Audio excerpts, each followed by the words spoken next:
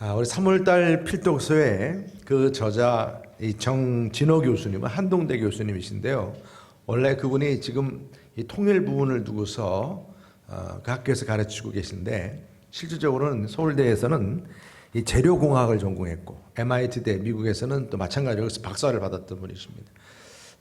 그쪽 계통으로 사실은 감당을 할 만한 충분한 능력자이시지만, 이 통일에 대한 염원으로 인해서 이 귀한 사명을 감당하면서 이번에 그 새로운 책을 냈습니다. 소설 형식이죠. 여명과 혁명 그리고 운명. 참 여러분들 한번 읽어보시면 재밌게 읽어할 수 있습니다. 구한말 한국 역사는 한마디로 어둠의 그늘이었습니다. 혼란과 어둠의 시대, 일제강점기 때에 왕과 지도층 정말 모두가 다 무력했고요. 모든 지도자들이 타락해 있었어요. 이에 따라서 희생은 다 국민 몫이었습니다. 그 당시의 역사를 공부하면 덮고 싶어요. 어찌 이럴 수가 있을까? 너무나 힘들죠. 그래서 이렇게 어둠의 시대에 빛으로 살고자 했던 대표적인 지도자들이 많이 있었지만, 그 가운데 우리 저자는 바로 이동희라고 하는 이동희 독립운동가, 그럼 전도자죠. 전도자. 그리고 또 구례선 선교사, 또 우리 감리교회 자랑이죠. 손정도 목사님. 이 세 분에 대한 빛의 사람들을 이렇게 소설 형식으로 소개를 했습니다. 여러분들이 잘 아시는 이동희는 그 대한제국의 첫 군인이었습니다. 정치가였지만 일제강점기 때의 독립운동가였고요. 그리고 대한제국, 그래서 육군 장교 출신이에요. 사실 대단한 사람입니다. 그리고 의병이었고, 북쪽 지역 사람들은 관인으로 쓰지 말라고 그랬는데, 바로 그쪽에 그 북쪽 지역의 사람으로서 함경도 그 지역에 연해주 한인사회까지, 그는 또한 복음 전도자로도 유명합니다. 여러분, 이동희 씨는 다 아시죠? 그런 분이 사실은 실질적으로는 이 전도자였다고 하는 것이죠. 특별히 1919년 이제 3.1절 이후에 임시정부, 그 상해 임시정부에서 국무총리가 되십니다. 그래서 어떻게 보면 전 국무총리, 이동희 전 국무총리 이름도 괜찮겠죠. 그다음에 손정도 목사님은 49세 나이에 돌아가셨습니다. 참 지금 생각해보면 너무 젊을 때 돌아가셨습니다. 감리교 목사님이시고, 잠시인데 감리교 신학대를 졸업하고 난 다음에 그 목사님으로서 정동교회 담임까지 다 결정이 됐지만, 그의 목회 활동은 독립운동이었어요. 일본이 무척 아주 경계했습니다. 그래서 결국은 일본의 방해로 그의 목사직까지 파면을 시킵니다. 사실 그의 업적의 어떤 면에서 대표적인 것이냐면, 3.1운동 후에 그 임시정부가 이제 이루어졌을 때, 그 1919년 4월 13일 대한 임시정부 그 수립 당시에 의장을 하셨어요. 대단하신 거죠? 의장을 하셨고, 그리고 이승만 대통령이 이제 대통령이 될 때에 그 9월 11일 날 선출하고 공포하는 데까지 그 역할을 감당했습니다. 이 손정도 목사님이세요. 그 구례선 목사님, 선교사예요. 캐나다 선교사입니다. 그리어슨 선교사라고 그래서, 이분은 정말로 그 당시 이 서북 지방에 있어서 성진 만세 운동이라고 유명한데, 그 만세 운동의 그 말하는 주동자가 김학림 목사세요. 주관했던 목사님이. 그와 함께했던 모든 이들의 그 재정적인 후원을 우리 선교사님이 해주셨고, 그리고 또한 일본인들의 만행을 전 세계에 알리는 데서도 큰 역할을 했습니다. 그래서 이처럼 이런 이들의 위대한 업적, 이것을 소설로 엮어가면서 우리 한국의 암흑기의 역사를 잘 이렇게 풀어냈습니다. 이들 외에도 물론 많은 훌륭한 인물들이 구한말에 있었습니다. 빛의 사람들입니다. 그런데 제가 항상 제 마음속에 안타까운 것은 저도 이 책을 읽으면서 그런 마음이 이렇게 참 훌륭한 빛의 사람이 있음에도 불구하고 이 빛이 정말 함께 모아졌을 때 그 레이저 빔처럼 말입니다. 강력할 텐데 그 빛을 발하지 못하였어요. 그래서 항상 우리가 그 구한말 시대의 모든 이야기들은 결국 다 실패로 끝나는 모습으로 그러니까 한일합방이 되는 거죠.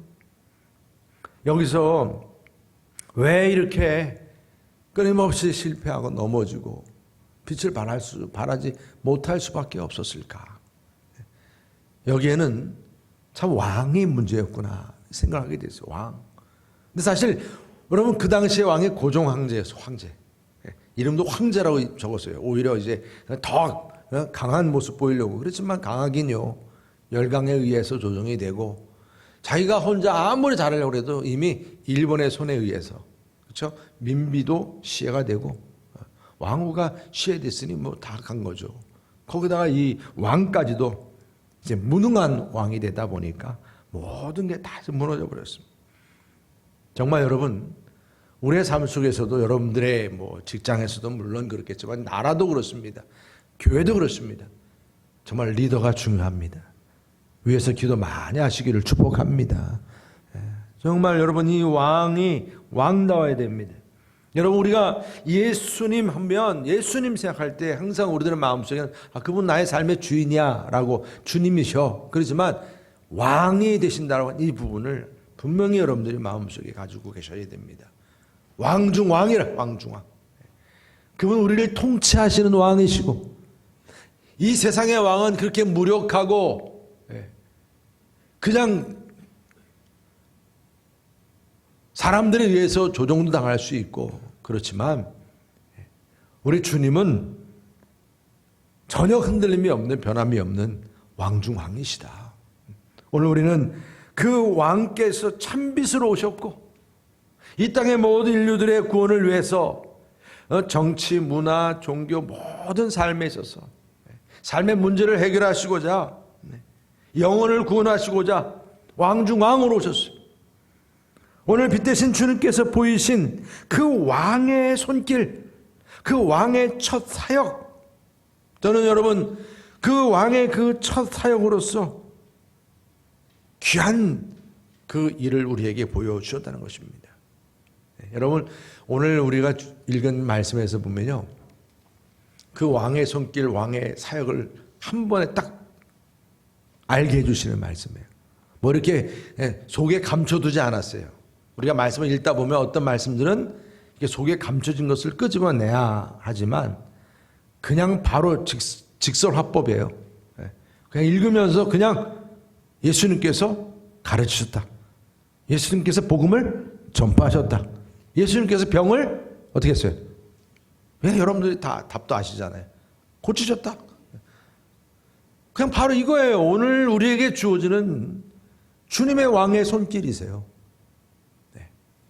그런데 여러분 이 말씀은 무엇을 의미하는지 아세요? 직접적으로 딱 눈에 들어오는 왕의 손길로서 메시지이지만 아주 간단 명료하지만 이 말씀은 그래서 더 우리에게 명령으로 와닿는 거예요. 명령입니다. 여러분 빛이신 예수님께서 구원을 위해서 왕의 손길을 보여주신 그 첫 사역이 무엇입니까? 오늘 분명히 회당에서 말씀을 뭐 하셨다고 그랬어요? 가르치셨다. 여러분 우리 23절 말씀 다 함께 읽어보겠습니다. 왕의 손길이 무엇이었는지요? 시작. 예수께서 온 갈릴리에 두루 다니사 그들의 회당에서 가르치시며 천국 복음을 전파하시며 백성 중에 모든 병과 모든 약한 것을 고치시니. 여러분 오늘 예수님은 가르치는 사역을 위해서 갈릴리에서 두루 다니셨다고 그랬어요. 참 여러분 이 표현이요, 많은 부분을 우리가 이렇게 눈을 감고 가만히 기도하시면 주님께서 말씀을 가르치려고 이렇게 두루 다니시는 모습을 이렇게 보이게 하세요. 그리고 회당에서 가르치셨다. 회당에서. 여러분 이스라엘 백성들이 바벨론의 포로로 잡혀갔을 때에 성전이 무너지고 성전이 없었어요. 그때부터 회당이 시작이 되었다고 그래요. 역사적으로. 그래서 이스라엘 백성들에게 있어서는 성전이 중요한 만큼 회당의 역사도 중요합니다. 성전은 예루살렘에 딱 그 한 성전이 서 있지만 회당은 곳곳에 수백 개가 지역마다 있는 거예요. 네. 그래서 이스라엘의 성전의 역사와 회당의 역사는 아주 중요합니다. 그리고 회당은 기도하는 처소이면서 말씀을 배우고 가르치고 신앙의 공동체의 삶이 이루어집니다. 그래서 회당에서 요즘으로 말하면 시청 역할도 하고, 회당에서 모든 문화센터 역할도 거기서 다 하고, 결혼식도 하고, 어떤 재판도 하고, 어떤 공지나 어떤 중요한 사항들을 이렇게 발표할 때도 회당에서 하게 되고. 그러니까 우리 예수님도 랍비라 이런 회당에서 누구든지 와서 말씀을 가르칠 수 있어요. 기본적인 자격이 갖춰지면. 그래서 이 회당의 역사는 이스라엘 백성들에게 있어서는 삶에 있어서 아주 그들의 일생의 아주 중요한 부분을 차지합니다. 어렸을 때의 좋은 추억들, 배움들, 경험들, 체험들, 만남들, 이게 다 회당에서 진행이 되는, 너무 중요하죠. 아마 저랑 비슷한 연배 다 이렇게 되신 분들, 옛날 교회 생활 하시던 분들은 이해하실 거예요. 저부터도 그래요. 어렸을 때부터 제 어렸을 때 모든 문화나 모든 생활은 교회 중심이었어요.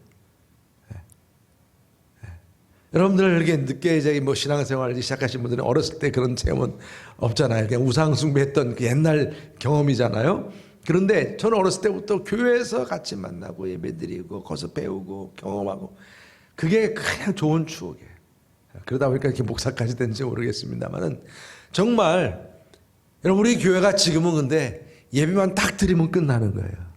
코로나 때문만이 아니라니까, 이제는 교회의 어떤 역할이 이제는 예배 드리면 그것으로 다로 여겨지는, 또 성도님들도 그게 당연한 것처럼 생각하면서. 근데 여러분들, 우리 젊은 아이들 예배를 즐거워할까요?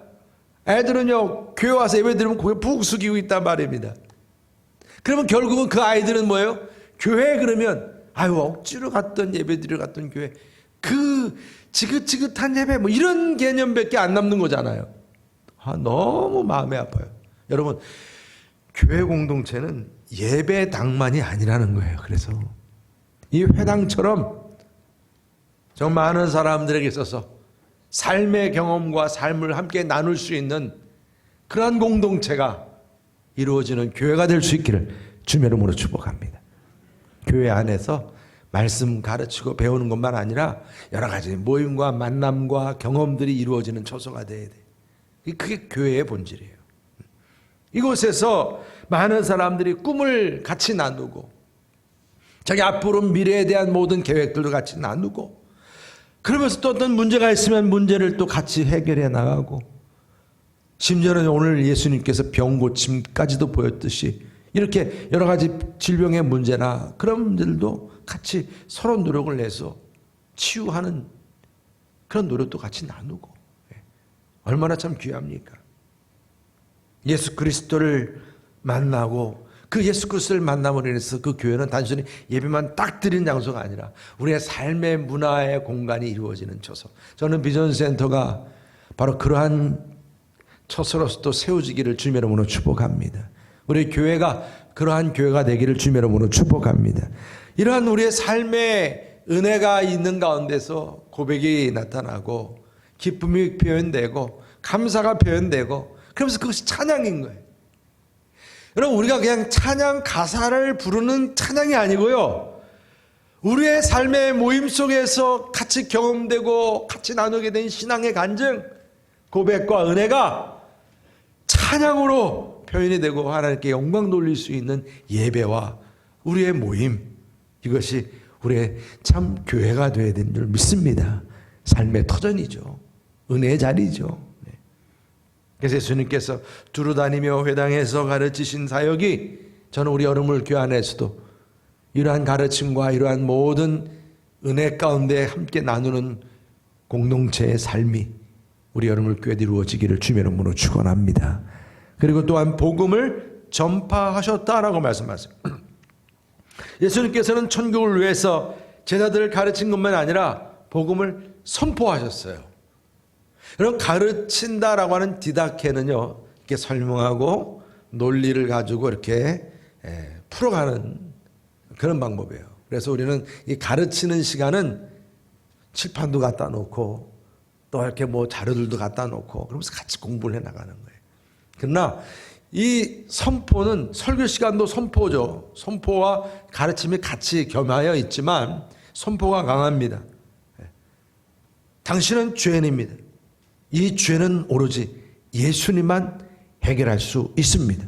주 예수를 믿으십시오. 주 예수를 믿으라. 그러면 너와 내 집이 구원을 얻으리라. 여러분, 그냥 선포하는 거예요. 예수님께서 복음을 선포하셨다라고 하는 말씀은 이 땅의 그 죄로 인해서 흑암의 그늘에 앉아있는 이들에게 빛을 선포하시고 진리를 선포하시고 하나님의 나라의 복을 선포하셨습니다. 여러분, 우리 교회는 마우리처럼 천국의 기쁨의 소식을 선포하는 자리요, 우리 성도님들이 빛의 사자가 되어서 이처럼 주님의 기쁨의 소식을 선포할 수 있는 사명자들이 다 되시기를 주님의 이름으로 축복합니다. 물론 교회가 구제할 수 있어요. 서로 같이 교제도 나눕니다. 또 여러 가지 많은 문화활동도 합니다. 그러나 그건 본질이 아니에요. 그건 사이드예요. 진짜 중심은 뭐예요? 하나님 말씀을 가르치고 선포하는 것입니다. 예수님 알지 못한 이들에게 예수님이 얼마나 좋으신지, 그분이 천국의 주인 되신다는, 이미 천국이 예수님을 통해서 임하셨어요. 예수님 믿으면 우리는 이 땅에서 천국이 되는 거예요. 천국이. 내 삶이 천국이 되는 거예요. 아멘. 내 삶의 미래만이 뭐 내가 죽고 나온 다음에 천국 가는 거, 이건 둘째예요. 그거는 뭐 하나님이 다 알아서 해주시는 거죠. 그것 가지고 난 고민 안 해요. 하나도 고민 안 해요. 왜? 이미 주님이 내 인생의 모든 죽음 이웃에게는 다 예비해 주셨으니까. 그러나 이 삶 속에서 예수님 만나고 예수님 믿음으로 나는 천국을 누리는 거예요. 강남에 뭐 몇 평 아파트 사는 거 부럽지 않아요. 왜? 우리는 그냥 천국을 누리고 사니까. 예수님 안에서. 바로 그 기쁨을, 그 비밀을 어떻게 한다고요? 선포하는 거예요. 삶. 우리의 삶의 목표도 예수님이요, 내 인생의 전부도 예수님이요, 교회가 존재하는 목적도 예수님이요, 우리의 모든 삶의 미래도 예수님. 그 예수님을 선포하는 거예요. 왜? 나부터도 어떻게 해요? 예수님 때문에 내 삶이 변화가 됐습니다. 확실합니까, 여러분? 여러분, 예수님 믿고 내 삶이 쪼그라들었어요? 아니죠. 내 인생이 풀렸어요. 지금도 계속 풀려가고 있어요. 예수님 때문에 내 삶의 모든 문제들이 너무나 그냥 수월하게 하나하나 풀려가는 거예요. 감사한 거예요. 내가 뭔가 좀 생각을 잘못하고 있는 거, 그게 문제이지, 예수님만 믿으면 내 삶 속에서 하나도 걱정될 게 없는 거예요. 왜? 예수님만이 우리의 죄의 문제를 해결해요. 여러분, 우리가 가지고 있는 문제의 가장 근본은 다 죄예요, 죄. 근데 죄의 문제를 해결해 주셨잖아요. 예수님은 죄를 대신 짊어지시고 우리에게 진정한 자유를 주시고 구원을 주셨어요. 이게 복음 아닙니까? 복음? 기쁨의 소식? 이 복음을 한 번도 들어보지 못한 영혼들이 얼마나 많은지 몰라요. 저는 기대가 돼요. 이 주변에 많은 분들이 이사 오게 되면 그들 가운데 물론 교회 다니는 분들이 계시겠죠. 뭐 교회 다니는 분들은 또 알아서 본인 교회로 가시겠죠. 그렇지만 그래도 교회 다니지 않는 영혼들 얼마나 많을까 생각하면 가슴이 뛰어요. 그 영혼들이 다 우리가 만날 사람들. 그 영혼들이 가서 우리가 선포하면 돼. 예수를 믿으시라고. 인생이 바뀐다고. 나를 보라고. 여러분, 우리의 삶의 모습이 그러한 증거가 되시기를 축복합니다. 그래서 주님께서 오실 때까지, 그죠? 땅끝까지 복음을 전하라 그랬으니까 내 삶 속에서 주인 되시는 그 주님이 내 삶의 중심이 되셨고, 그 주님이 내 삶의 중심이 된 증거가 천국이란 말입니다. 천국을 누리는 삶의 모습을 여러분들 그냥 보여주시면 돼요. 다니시면서. 그러면 증거가 되는 거예요. 한마디 툭툭 여러분 던지는 것이 선포가 될 거예요. 주 예수를 믿으라. 그리야만 너와 내 집이 구원을 얻으리라. 나는 구원받고 이렇게 신나게 살고 있는데 여러분들에게도 그런 구원이 임하기를 주 예수 이름으로 선포합니다. 여러분, 여러분들의 입술에도 이제 주님께서 주시는 지혜로 말입니다. 지금 우리는 코로나 때문에 과거에는 전철만 타도 어르신들이 많았고 공원 가도 어르신들이 많았고 참 그때 그리워요. 그렇죠? 네, 우리 남성 전도대원들이 이제 전도하려고 결단하고 있지만 거리에 다니는 사람들이 예전 같지가 않아요. 그래서 지금 우리는 할 수 있는 방법 마스크 전도를 하고 뭐 여러 가지 지금 비대면 전도를 통해서 할 수 있는 방법을 하지만 이것도 한계가 있지만 하나님께서는 우리에게 여러분들 각자에게도 능력 주시고 지혜 주시고 저는 은혜 주실 줄 믿습니다. 주님의 복음을 선포하리라는 마음만 여러분들이 내 마음속 중심에 가지고 예수님이 내 삶의 중심이 되시고 주인 되심을 확신하시면 저는 주님께서 여러분들에게 길을 열어주시는 줄 믿습니다. 우리 주님은 길을 만드시는 분이세요. 전도의 길도 우리에게 보여주시고 깨닫게 해주실 줄 믿습니다. 할렐루야. 그래서 주님께서 복음을 전파하시고 그 다음에 병을 고치셨대요. 병을 고치셨어요. 그러니까 우리 예수님께서 중요한 사역을 뭐 하셨어요? 어디서 누가 이렇게 시험을 딱 치잖아요. 그러면 요 세 가지만 딱 얘기하시면 100점이 100점. 100점입니다. 병을 고치셨어요. 예수님은 천국을 이루시는 데 있어서 하나님 말씀을 가르치고 이제 이게 우리가 마태복음 5장부터 보게 되는 산상수훈의 말씀처럼 하나하나 그 말씀을 가르치시고 그리고 또한 복음을 선포하시고 죄의 문제에 대한 해결책을 선포하시고 그리고 또한 여전히 죄 가운데서 신음하고 있는 영혼들을 불쌍히 여기면서 그들이 가서 그들의 문제, 그것이 육체적인 문제이든 정신적인 문제이든 그 병들, 오늘 말씀 가운데 병든 자, 병약한 자라 그래서 우리가 나이가 들어가면 점점 면역력이 떨어지면서 병들게 돼 있어요. 누구나 다. 근데 젊은데도 병 떠나지 않고 사는 사람들이 있어요. 그러니까 우리의 삶은요, 이렇게 끊임없이 병은 끊임없어요.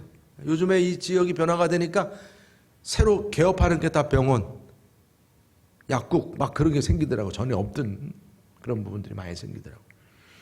그러면 그만큼 많은 사람들이 병으로 아파하는 것입니다. 마음의 병, 육체의 병. 육체의 병도 결국은 마음의 병에서 온 것이고 물론 환경의 오염에서도 오죠.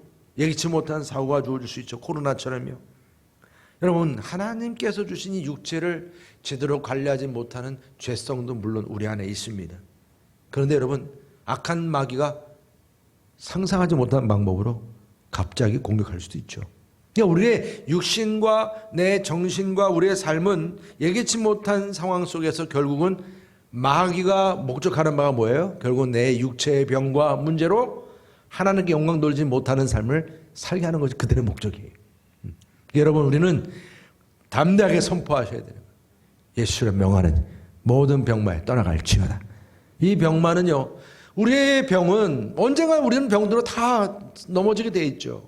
그런 문제만 가지고 하는 게 아니라 그 병으로 인해서 하나님을 의심하고 하나님의 나라를 의심하고 내 삶에 주어진 이 축복을 의심하는 이런 어리석음에서 내가 넘어가지 않도록 모든 악한 병만 떠나갈지어다 선포할 수 있기를 주님의 이름으로 축원합니다. 그래서 이사야 선지자는 이 예수님을 이렇게 선포하셨어요. 이사야 53장 5절 말씀 우리 다 같이 함께 읽어보시죠. 시작. 그가 찔림은 우리의 허물 때문이요 그가 상함은 우리의 죄악 때문이라. 그가 징계를 받음으로 우리가 평화를 누리고 그가 채찍에 맞음으로 우리는 나음을 받았도다. 할렐루야. 여러분, 나음 받으셨습니다. 할렐루야. 평화를 누리십니다. 자유하십니다. 아직도 여러분들 그냥 끙끙대시면 심각해요. 이거 안 돼요. 그러면 빨리 저를 찾아오세요. 그러면 제가 바로 자유케 해드릴게요. 우리는 자유해졌어요. 나음을 입었어요. 누가 다 짊어지셨어요? 예수님께서 다 해결해 주셨어요. 죄 사함 받았고 죄 용서 받았고 이제는 우리에게는 또한 오히려 고치는 능력도 주셨어요. 나가서 선포하는 능력도 주셨어요. 복음을 선포하고 말씀을 가르치고 악한 영들의 권세들에게 예수의 명 안에 떠나갈지어다 선포할 수 있는 능력도 주어짐을 믿으시길 바랍니다. 우리 예수님께서 이처럼 병을 고치신다고 하는 이 모습에서 예수님은 정말로 하나님이시구나를 깨닫습니다. 우리 주님은 건강하든 가난한 자든 연약한 이들이든 누구든지 불쌍히 여기셨어요. 그리고 그들의 모든 죄를 대신 짊어지시고자 그들의 문제를 하나하나 해결하기를 원하셨어요. 그리고 그렇게 또한 주님은 치료해 주심으로 그분의 메시아됨이 드러나게 되심을 믿으시기를 바랍니다. 우리 주님은 천국의 실체이세요. 여러분, 우리는 그 예수님을 영접하는 순간 내 삶 속에 천국이 이루어져요. 누구도 경험해 보지 못하는 그 참된 평화와 능력이 우리 안에 넘치게 됨을 믿으시길 바랍니다. 여러분, 예수님께서 바로 이러한 천국을 가르치시고 선포하시고 그리고 그것을 실제적으로 드러내셨어요. 병고침을 통해서. 회개하라, 천국이 갖고 왔느니라. 우리 주님이 바로 우리의 삶 속에서 이러한 귀한 축복을 이루심을 믿으시기 바랍니다. 그래서 여러분, 오늘 우리 예수님께서 이루신 이런 병의 치유, 이 천국의 축복 어떻게 이루어졌느냐는 거예요. 아주 오늘 말씀 속에서 우리 구체적으로 알려주시는 게 있어요. 예수님의 소문이 온 지방에 퍼졌다고 말씀하세요. 24절 보면 그의 소문이 온 수리아에 퍼진지라. 여러분, 이 말씀을 보면 그냥 뭐 갈릴리 거기 어디 또 퍼졌나 보구나. 절대로 그게 아니에요. 수리아는요, 갈릴리 더 북쪽에서 경계선 국경을 넘은 지역이에요. 그러면 여러분, 그 소문이 지금 어디까지 퍼졌다는 얘기예요? 국경 넘어서까지 퍼졌다는 얘기예요. 아니, 이게 지금 소문이 바람 타고 가나요? 전파 타고 가나요? 아닙니다.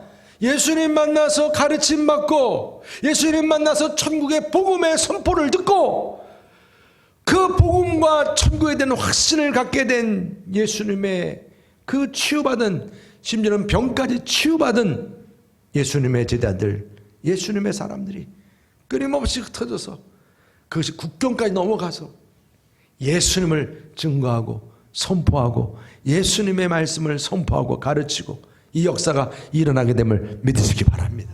수리아까지 퍼진지라. 여러분, 소문이 퍼졌다는 얘기는 그만큼 예수님에 대한 소식을 말로 전하고 또 알리고 전파했다는 얘기예요. 누군가 가서 전파한 거예요. 하나님의 나라가 임하고 주님의 가르침과 천국의 복음, 이 병의 치유에 대한 역사를 우리 주님이 이루셨다고, 이 축복을 우리가 누렸다고, 와 보라 이런 소문이 지금 경계선 넘어까지 간 거예요. 여러분, 우리의 이 구원의 기쁨의 소식은 전 세계로 땅끝까지 나아갈 수 있기를 주님의 이름으로 축복합니다. 제 이 말씀이 선포가 되기를 원합니다. 그래서 누군가를, 여러분, 우리는 정말 귀한 전도자로 하나님이 세우시고 복음 전파자로 세우세요. 그럼 내가 할 수 있는 역량을 다해서 여러분들은 복음을 선포하는 자가 될 것입니다. 그래서 온 땅에 예수님에 대한 소식이 충만해진 거예요. 오늘 말씀 그 모습이에요. 그뿐이 아니죠. 예수님께 병자들을 데려왔다고 말씀하세요. 24장 24절 그 하반절 보면 사람들이 모든 앓는 자 곧 각종 병에 걸려서 고통당하는 자, 귀신 들린 자, 간절하는 자, 중풍병자들을 데려오니 그들을 고치시더라. 여러분, 예수님께서 물론 두루 다니셨다고 하지만 어찌 혼자 몸으로 그렇게 다 다니시겠어요?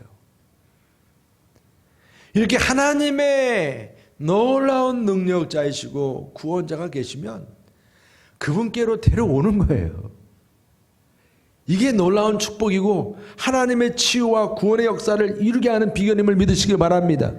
여러분, 오늘 여러분을 교환해 우리 주님이 함께 하심을 믿으시길 바랍니다. 우리 주님께서 이 자리에서 하나님의 귀한 역사를 이루십니다. 오늘도 말씀 듣는 이 순간에 여러분들의 모든 병이 떠나가는 줄 믿습니다. 여러분들의 모든 의심이 떠나가는 줄 믿습니다. 오늘도 이 말씀을 듣는 여러분들 이 시간에 여러분들 삶의 문제가 해결되는 역사가 주어질 줄 믿습니다. 주님이 함께 하시니까 예수님께서 이루시는 일이니까. 그러니까 여러분 보세요. 여러분, 그 귀한 영혼들이 혼자 끙끙 앓고 있는 영혼들이 얼마나 많은지요. 데리고 오라는 거예요. 친구들이 중풍병자 친구를 그냥 매가지고 지붕 뚫고 주님께로 데려왔잖아요. 이게 비결입니다, 여러분. 이 노력과 이 수고가 우리에게 천국을 누리게 하고 구원을 누리게 하고 병 낫게 하고 내 삶이 변하게 되는 그 비결입니다. 우리가 세상 살아가면서 그냥 그렇게 살다가 가지 뭐. 이건 누구나 다 하는 거예요. 그러나 우리들에게 주어진 이 은혜는요, 어떻게 주님께서 날 이렇게 이 여름물에 십정동의 여름물 감리에 오게 하셨을까? 어떻게 내 삶에 예수님을 만나게 하셨고 그 예수님을 찬양하게 하시고 기도하게 하시고 이렇게 하셨을까? 이것만 하다 그냥 끝나라는 얘기가 아니죠. 주님께서는 이제 그 주님의 기쁨의 소식이 온 세상에 선포가 되고 전파가 되고, 그러다가 또 뭔가 좀 문제가 있는 형제가 보이면 탁 끌고 오는 거예요. 어디를 끌고 와요? 교회로 끌고 오고 주님께로 안내하는 거예요. 교회가 아니어도 좋아요 여러분. 그러면 여기가 멀어서 어려우면 여러분들 집이든 카페든 어디나 좋아요. 데리고 오는 거예요. 그래서 그곳에서 누구 만나게 해요? 예수님 만나게. 예수님 만나게. 일단 주님께로 데려와서 예수님의 그 왕의 손길을 체험하게 하고 터치받게 하는 거예요. 변화가 일어난 내 삶이 증거이기도 하지만 이걸 직접 경험해보게 하는 거예요. 맛보게 하는 거예요. 그 기쁨이 얼마나 큰지. 그리고 오늘 말씀 가운데서 이런 여러분들의 수고, 수많은 사람들을 데려오고 또 데려오는 거예요.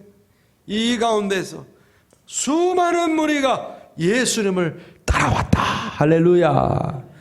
자, 여러분들 지금 이제 우리는 마태복음, 제가 이제 마태복음 4장하고 잠깐 쉬려고 그러는데요.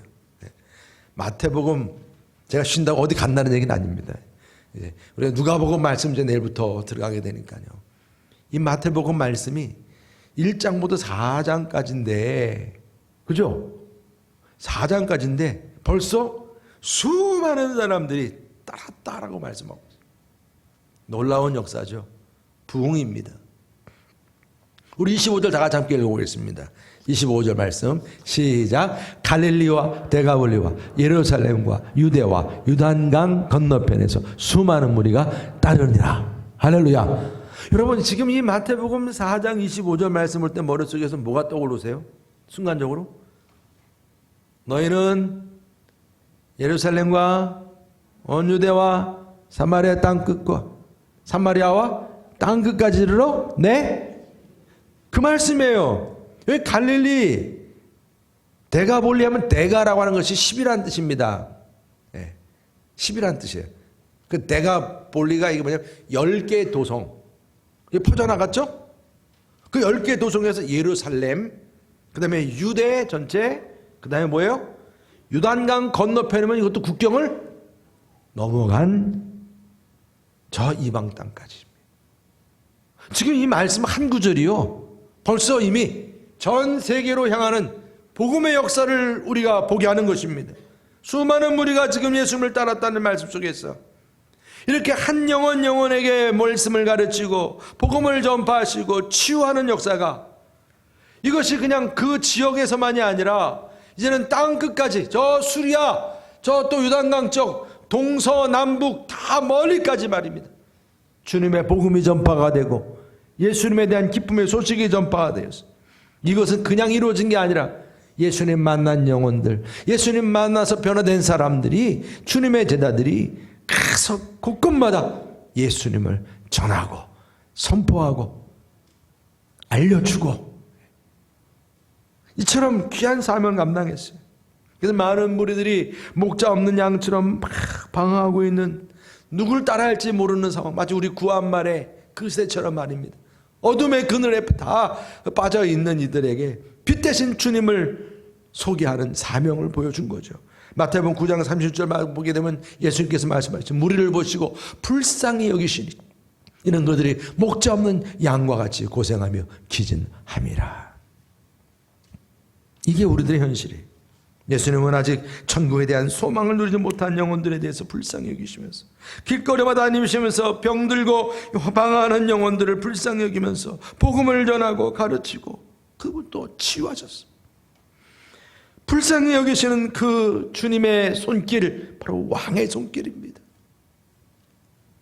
왕 대신 주님이 나를 만져주셔서 내가 이렇게 변화가 됐다면 그 주님의 사랑이 그것으로도 부족하니까 이제는 단번에 모든 인류에게 이 큰 사랑을 보이기 위해서 십자가에 달리셨던 것입니다. 우리가 지역을 복음하고 영혼 구원을 위해서 쓰임받고자 한다면 우리는 땅에 많은 믿지 않는 영혼들에 대해서 관심하지 않을 수가 없습니다. 그들이 안고 있는 문제가 무엇인지, 아픔이 무엇인지, 오늘 왕의 손길인 주님의 사역은 그들의 그 불쌍하고 안타까운 부분들을 만져주신 거예요. 만나주시고 직접 가셔서 치유해 주신 거예요. 그들의 마음의 문을 열게 하셨어요. 우리 십정동 지역에 우리 여러분 교회가 있음으로 인해서 이 지역에는 많은 굳게 닫혔던 영혼들의 문이 활짝 열릴 수 있기를 주님의 이름으로 축복합니다.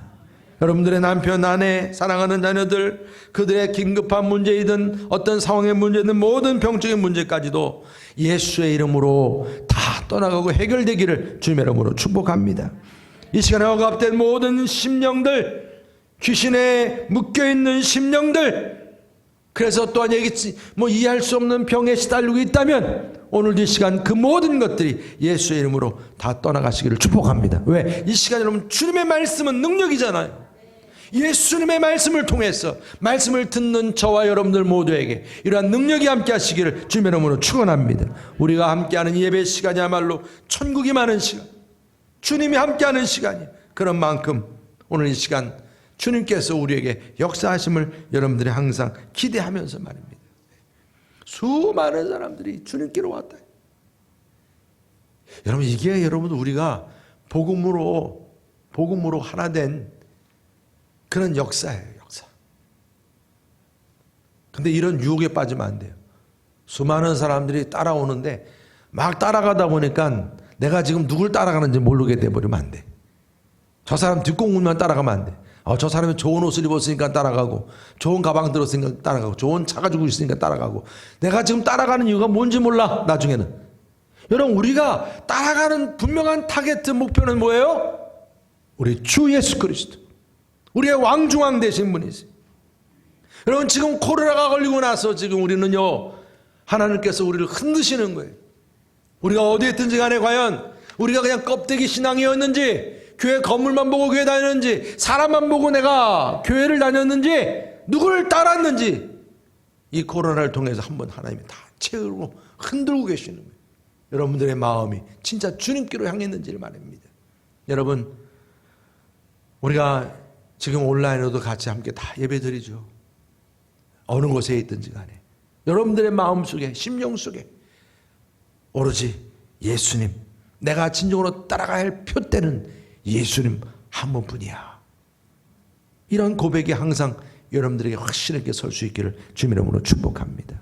여러분 우리가 생각하는 껍데기 한순간에 무너졌잖아요. 지금 예배라고 하는 그 형식도 물론 다시 회복이 돼야 되겠지만 계속 가면 안 되겠지만 이번에 우리가 부평기독교 연합회도 제가 이 회장으로서 가장 큰 행사가 부활절 연합 행사인데 작년도 못했는데 올해도 못하면 안 되겠더라고요. 그런데 하나님께서 그런 지혜를 확 주셨어요. 네. 지금 우리 성도님들 다 온라인 예배가 이제 익숙해졌다는 거예요. 그래서 이번에는 모든 행사를 똑같이 진행하는 거예요. 그래서 온라인 책자도 미리 한 주에 다 여러분들에게 나눠드릴 거예요. 지금 포스터 이미 다 이제 배부가 됐습니다. 똑같이 진행이 되고 있어요. 임사자 다 결정됐어요. 대신에 이제 예배를 드리는 순간만큼은 예전처럼 막 동원을 하는 필요가 이제는 없어졌어요. 각자 교회에서 영상을 틀어주셔서 교회적으로 예배를 드리든 아니면 개인적으로 이제 온라인 예배를 통해서 드리든 다 함께 참여할 수 있게끔 해서. 그러니까 이게 전국구가 된 거예요. 어떻게 보면. 그렇지만 부평구 연합회에서 이제 이 부활절 맞이한 기쁨, 그 축복을 함께하는 것을 여러분들이 이제 동참할 수 있기를 주님의 이름으로 축복합니다. 여러분 우리가 이처럼 여러 가지 변화된 상황 속에서 우리는 오로지 누구만을 분명하게 붙잡으셔야 돼요? 예수님. 그럴 때 우리에게는 역사가 일어나는 거예요. 그럴 때 병이 떠나가는 거예요. 그럴 때 중풍병자가 떠나가는 거예요. 여러분 빛의 사명자로서 내가 쓰임받고 빛의 근본 되신 주님을 만나게 되면 내 안에 있는 사망의 그늘이 떠나가는 것입니다. 무너지는 거예요. 더 이상 영향력을 행사하지 못합니다. 왕이신 주님께로 우리가 나아가면 우리의 삶의 모든 문제는 다 오케이. 그런데 문제는 또 뭐가 있어요? 어떤 유혹에 내가 왕 되려고 하니까 또 문제가 돼요. 교회에서도 그렇고 내 일상생활 속에서 담임 목사도 왕 되려고 그러고 교회에서 내가 중직이네 하면서 왕 되려고 그러고, 또 내가 교회에서 내가 그래도 뭔가 이런 데서 내가 영향력이 있으니까 하면서 또 왕 되려고 그러고, 그 주님께서 참 그것도 불쌍히 여기시는 거예요. 우리의 삶의 진정한 왕은 누구세요? 우리의 표대 주님이세요. 여러분, 오늘 왕이신 주님께서 이번 사순절 특별 새벽기 동안에 함께 참여할 여러분들에게 또 말씀하세요. 너희가 원하는 게 뭐냐는 거죠. 요즘에 우리가 큐티하는 말씀이죠. 누가복음 18장 41절. 우리 다 같이 함께 읽겠습니다. 43절까지요. 시작. 내게 무엇을 하여 주기를 원하느냐? 이르되 주여 보기를 원하나이다. 예수께서 그에게 이르시되 보아라. 내 믿음이 너를 구원하였느니라 하시매 곧 보게 되어 하나님께 영광을 돌리며 예수를 따르니 백성이 다 이를 보고 하나님을 찬양하니라. 할렐루야. 주님이 우리에게 말씀하세요. 왕의 손길, 그분의 손길이 우리를 터치하시고자 물으세요. 성령의 터치와 왕의 손길이 우리를 만져주기를 원하세요. 뭘 원하느냐? 그럴 때 여러분들 정말 믿음으로 주님께 구하시기를 축복합니다. 그리고 받은 바 은혜를 왕이신 그 주님을 소문내시고 다니시면서 그 주님을 통해서 이루어진 역사를 알리시고 또 많은 영혼들을 주님께로 데려오시고 왕의 손길을 느끼고 그 왕의 손길의 만짐을 체험할 수 있도록